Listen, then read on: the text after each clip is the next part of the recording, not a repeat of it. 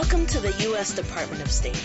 This is Conversations with America, a discussion between top State Department officials and NGO leaders, where you can watch and participate in the exchange of ideas. With moderator Cheryl Benton, Deputy Assistant Secretary in the Bureau of Public Affairs.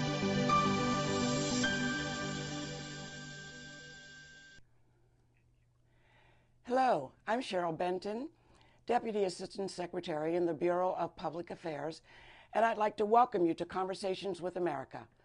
Today, I'm pleased to be joined by Assistant Secretary Mike Hammer, leader of the Department of State's Bureau of Public Affairs, and he's here to discuss the department's communications efforts.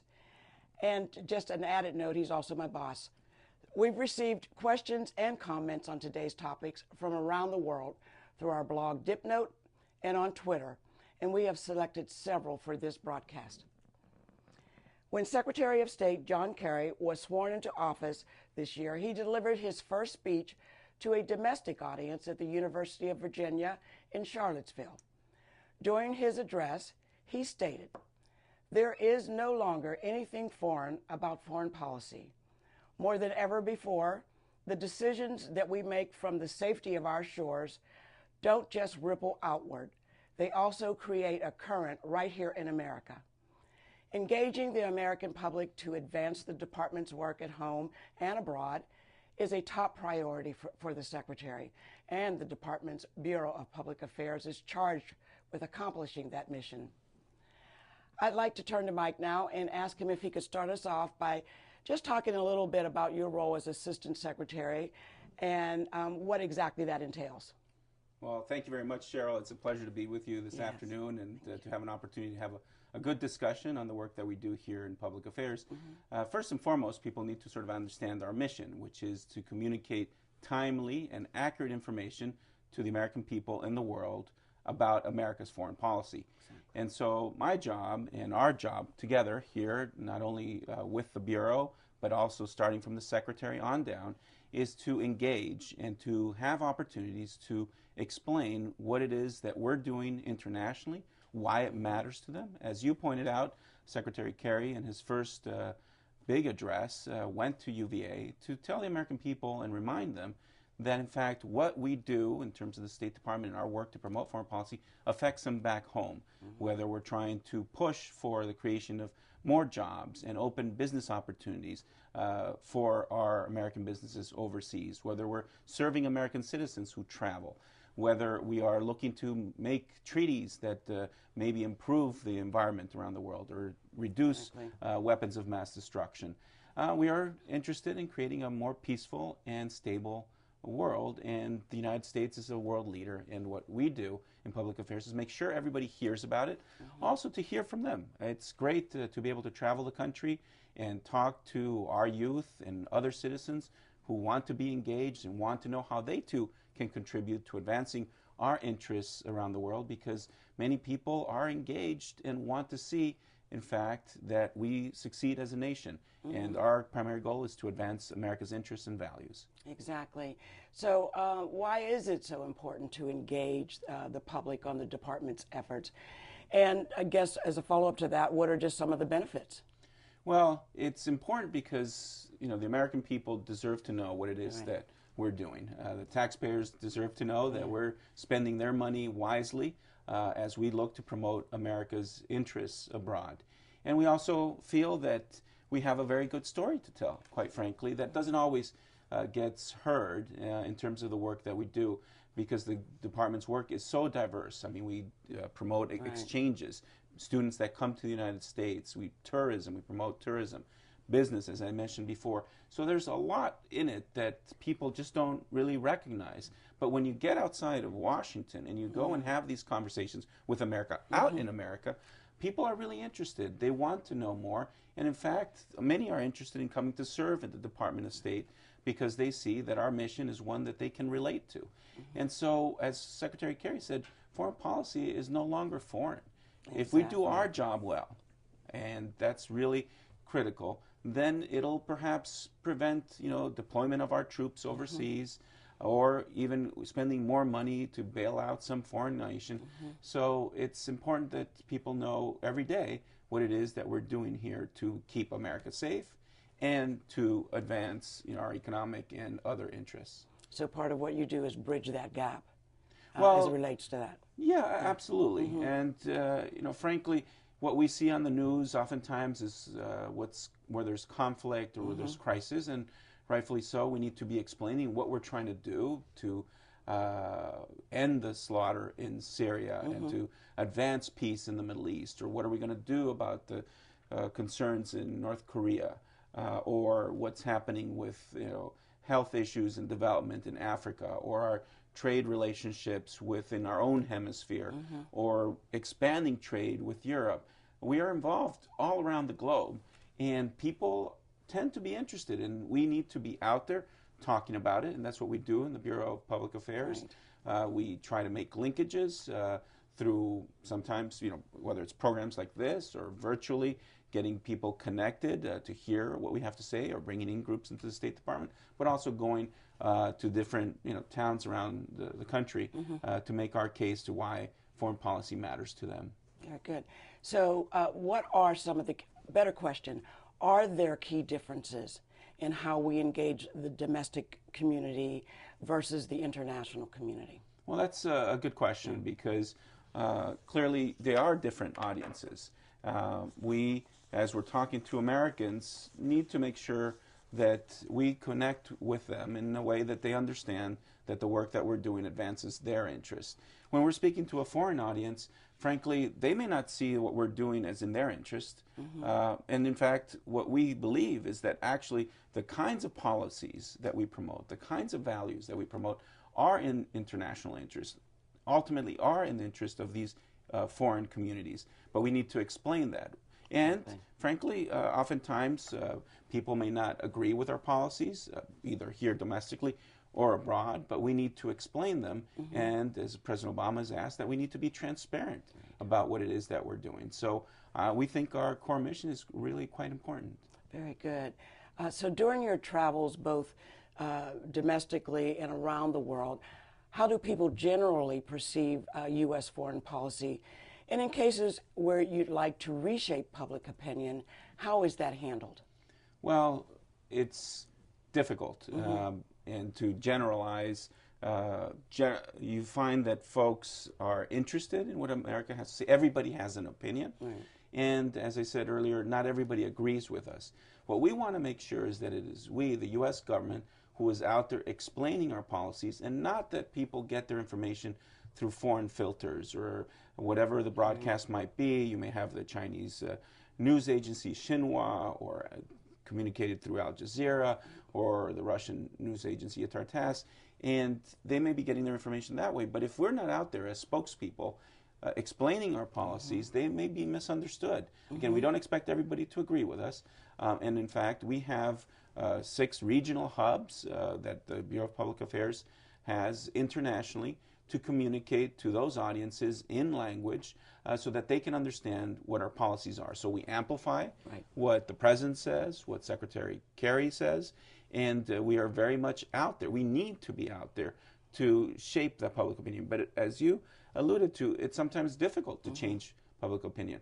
One thing that I would say is that even though it's not run out of the Bureau of Public Affairs, exchanges and having people come to the United States is an excellent way for foreign audiences and people to understand what America is all about. There's no better way to showcase to the world how fantastic and wonderful our country is than for people to come and experience it firsthand.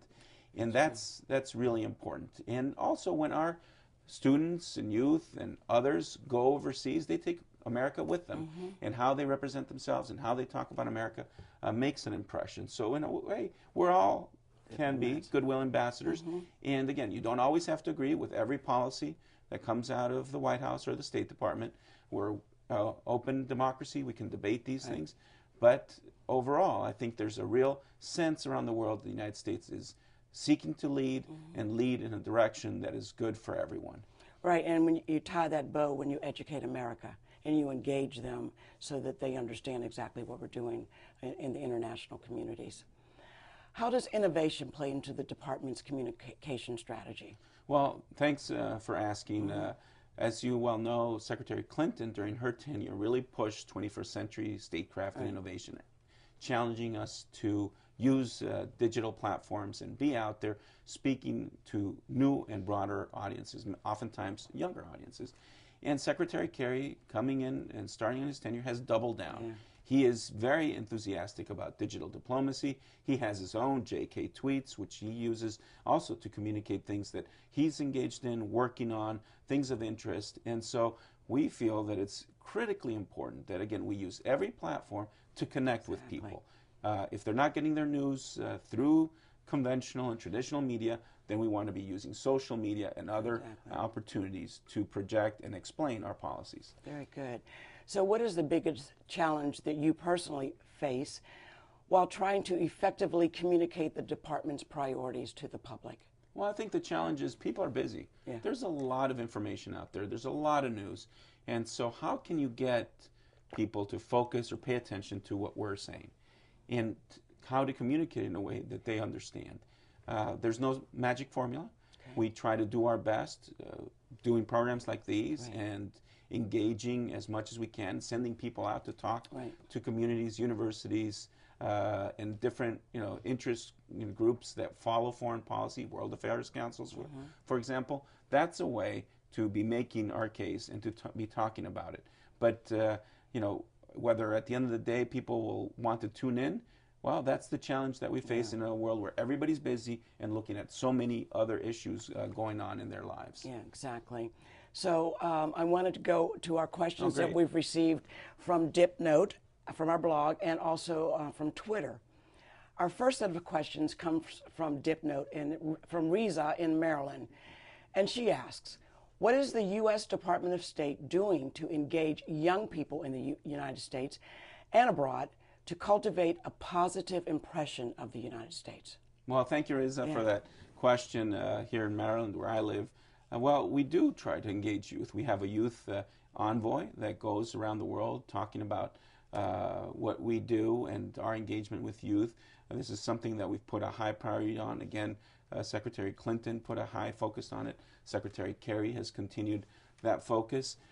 It's something that we recognize is just really important because the youth of today are tomorrow's future leaders. They're going to shape our world.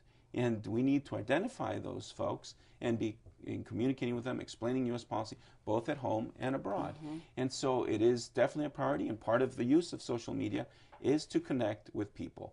People that are younger tend to be on Facebook and YouTube and Twitter and Google Plus Hangout. In fact, on tomorrow, Secretary Kerry is going to do a Google Plus Hangout. How cool is that? Great. So Great stuff. Using every tool. The Secretary is keen on using these tools to communicate with the youth because they're getting their information from all these sources, and we have to be in the spaces where the conversations are taking place. That's exactly right.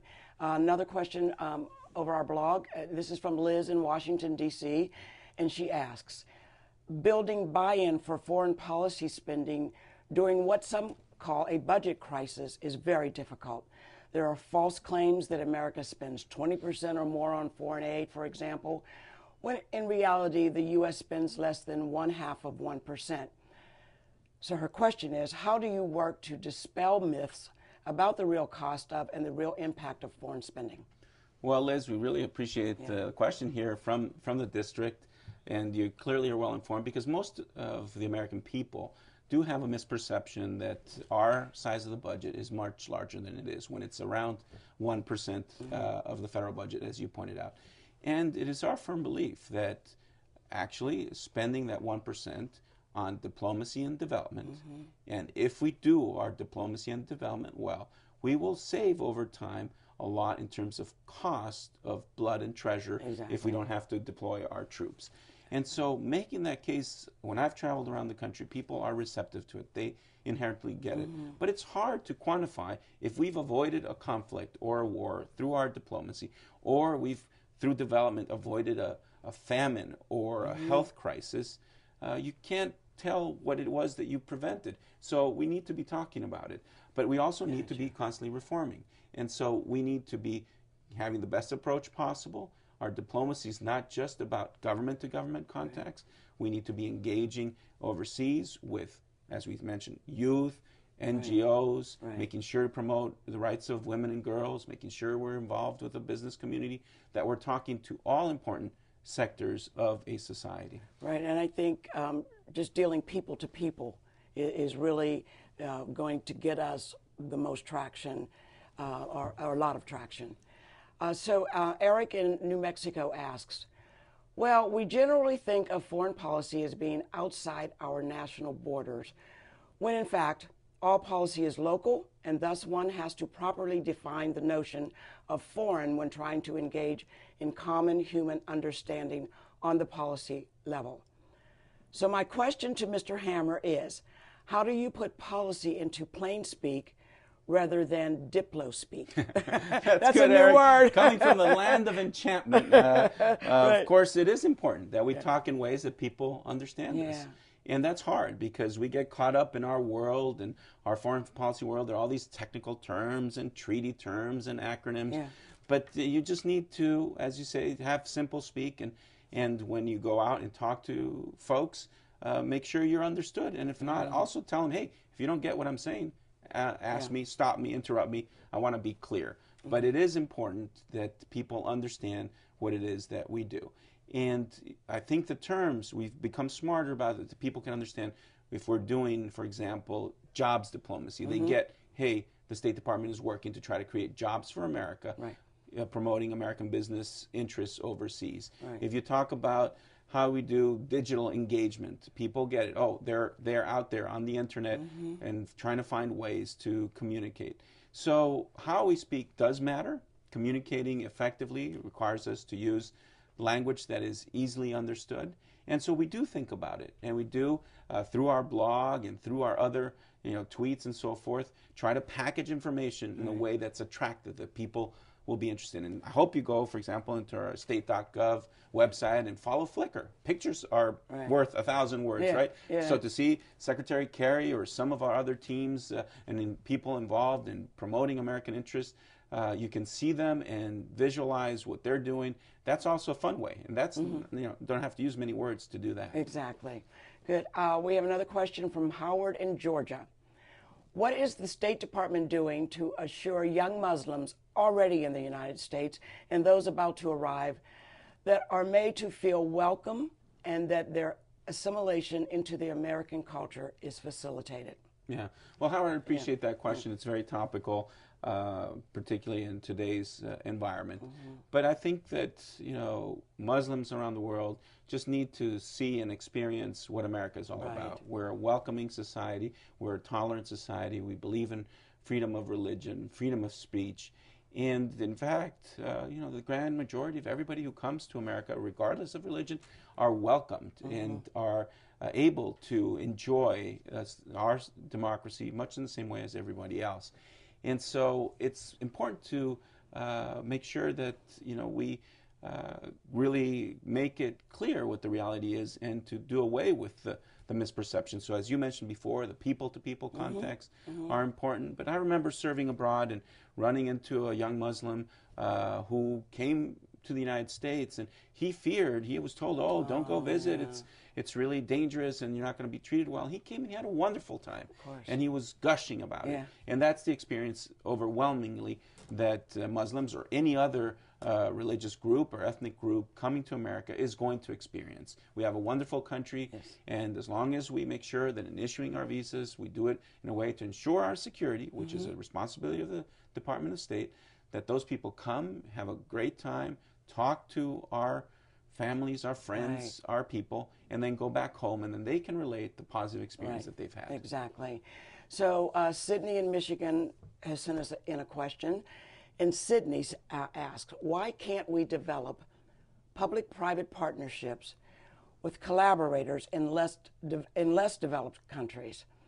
An investment with a return on investment could be favorable to the governments, nonprofits, as well as for-profit businesses that yield a tax revenue.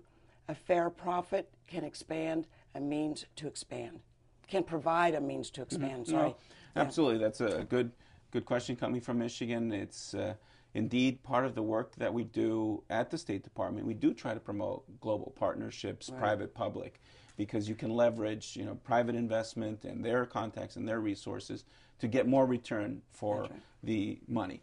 And so we are keen on it. And in fact, in the way that we do development, we're always looking to see how we can do better. And we want, as Secretary Clinton used to say, and Secretary Kerry has said, we want to work ourselves out of the development business. We want people to become self-sufficient and to be able to develop their economies on their own. And a way to do that is by involving more the private sector, by making sure that they have developed the skills necessary to grow their economies so that they can do the things themselves. Just today, Secretary Kerry had an op-ed in the Chicago Tribune talking about the Food for Peace program and how we need to reform it. So we're constantly thinking of ways that we can do better, make the best use of the American taxpayers' money, and help others help themselves. Exactly. Good. We now are going to turn to our Twitter and get a question in from @statelessdiplomat, who asks, the State Department educates as well as engages with citizens. Which is more important, transparency or engagement, or communication and education? Well, thanks. You're right. Yeah, no, I mean, I don't know how you can choose between either or, as all those issues are critically important. We need to be transparent. We need to be promoting education. All of the factors that you raised are things that, in fact, we do at the State Department. A better educated public at home and abroad creates greater understanding for the different cultures and communities and histories, so people can better get along. And so I would say we're not picking between one set of important priorities and another. We're doing them all, and in a way that we think is a coherent way to be explaining our policies and making sure that we're engaging with folks. Exactly. So I wanted to ask you if you wanted to give us closing comments, because it's getting to be time where we are getting to the end of the program.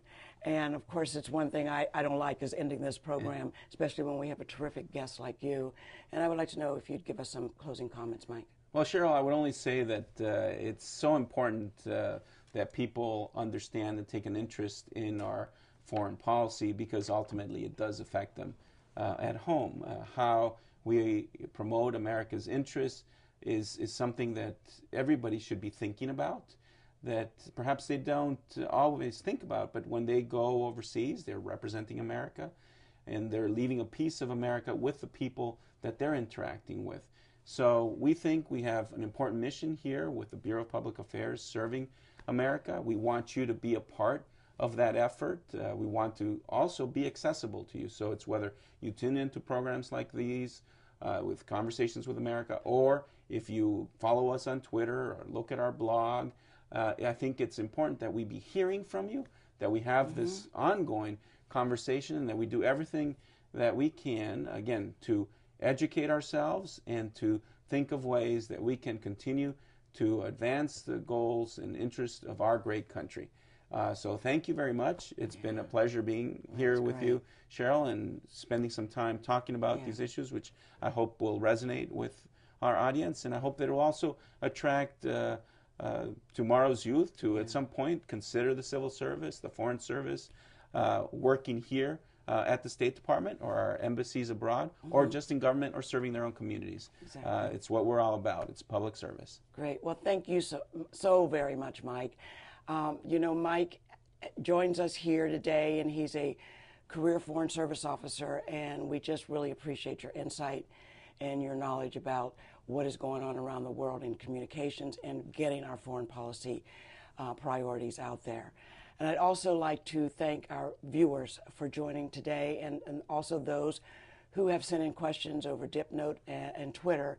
And we hope that you have gained an understanding of the department's communication strategies and the importance of gaining the support of the American people to further its objectives. I'd like to thank each of you for joining us today, and we hope that Conversations with America will continue to inform citizens about the administration's efforts to address the challenges of the 21st century. We look forward to engaging with you again soon.